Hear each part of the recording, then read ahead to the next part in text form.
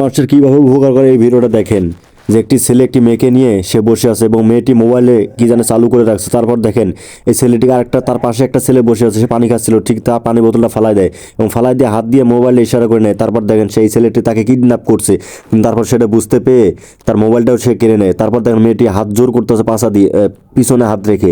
তারপর দেখেন এই ছেলেটি নাম্বার মোবাইল বের করলো এবং এই মেয়েটি হাতের আঙ্গুলের ইশারায় নাম্বার বলতেছে আর ফোন দিতে বলতেছে। আর এই ছেলেটি দেখুন সে ঠিকই, কারণ ফোন দিতেছে এবং ফোন দেওয়ার পর সে তার নাম্বারটা উঠায় নিল। উঠায় নিয়ে কি করবে না কিছুই বুঝতেছে না, কারণ তারপর দেখেন এইদিকে একটা মেয়ে চলে আসে এবং এই ছেলেটি দৌড় দিয়ে চলে আসে এবং আসার পর এই মেয়েটিকে বলে যে ভাই, এই মেয়েটিকে বলে যে তুমি যা জিগাও যে এরকম কি আমি গেলে চিনবে এটার মানে এটার রাস্তা কোথায় বা এটার বাড়ি কোথায়।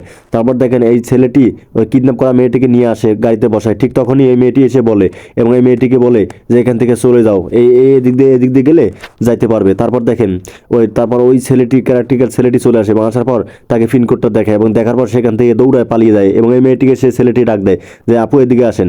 তারপর দেখেন যে এই যখন মেয়েটি চলে আসে এবং ওই মেয়েটি দেখেন এই ছেলেটির কাছে এবং এই মেয়েটির কাছেই